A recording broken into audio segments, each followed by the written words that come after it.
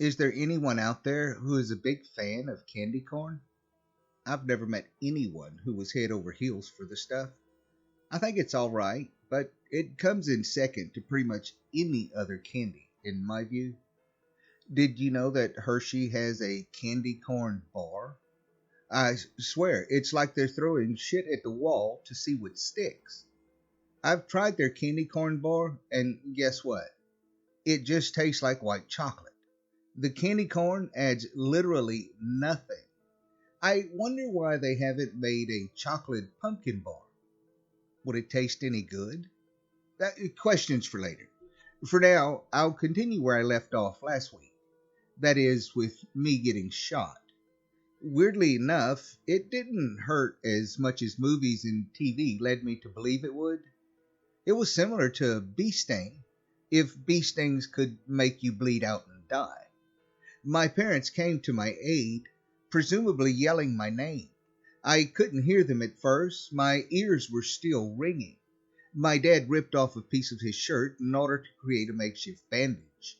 While he did this, I glanced over to see Chuck trying to wrestle away Al's gun from him. The latter proved too strong and flung the farmer away with ease. Al got ready to randomly fire again, and he got tackled to the floor from behind by another cop, Sam. He tends to be a bit more strict, but is very loyal to Chuck. In fact, if there's something he can't do, Sam is the first person he'll send out. Chuck, along with some of the other officers, helped to pin Al to the floor and cuffed him.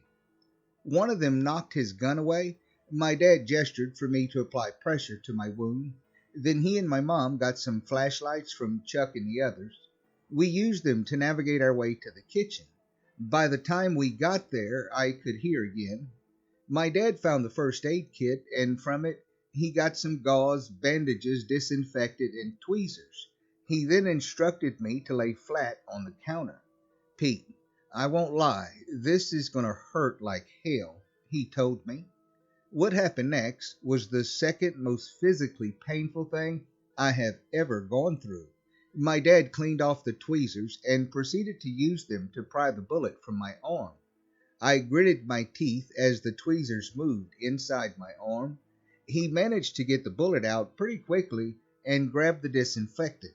Knowing what was about to happen, I tried mentally preparing myself for it.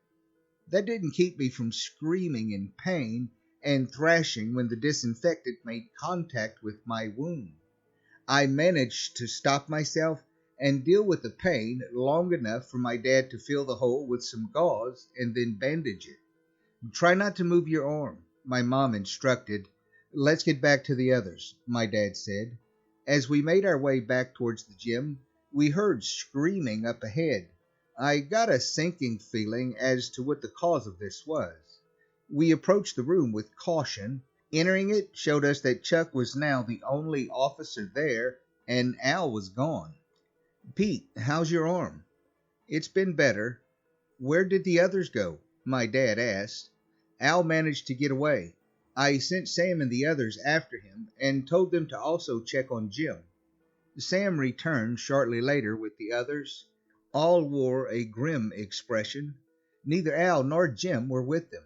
You couldn't find them? Chuck asked Sam. They're dead, he flatly replied.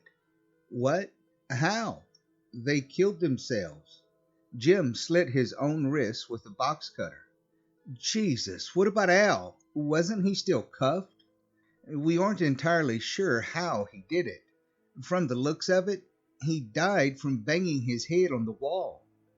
Are you sure he didn't just knock himself unconscious? Yes, we checked. We found him dead with his forehead split open. It must have been that thing possessing him. I was beginning to notice a disturbing trend in the people that the creature was possessing. Both Al and Jim are people I wasn't too fond of. Similar to me, they were also short-fused most days. Neither was very revered by anyone, and were only kept around because they happened to be exceptional at their jobs. More often than not, I'd end up butting heads with him. Al was the last cop in town who I'd want to run into if I did something. He didn't give any leniency when it came to doing his job, especially with me. To be fair, I did things to warrant it. There were plenty of instances where he wanted to get me on something that I had done and couldn't prove it. That's probably why he'd always be on my ass. The times he did manage to arrest me, he almost seemed overjoyed to do it. As for Jim, he was in general an ill-tempered asshole. The reason he was a janitor is because his anger cost him other jobs in town. My school was the only place that would hire him. Maybe what I feared was just a coincidence. However, I didn't want to take any chances. Mom, Dad, I want to go home right now. We know you're scared, but we can't go home right now, my mom replied. The streets are crawling with return. No, you don't understand. I'm afraid that thing is going to possess me next. You? Why? Because that's when I felt it again. That same feeling of being frozen, as in the basement. Something about this was different, though. It wasn't only the sensation, it was also that I could feel something seeping into me. Words cannot describe how terrifying it felt, both physically and mentally. You're the best one yet, I heard a raspy metallic voice say inside my head.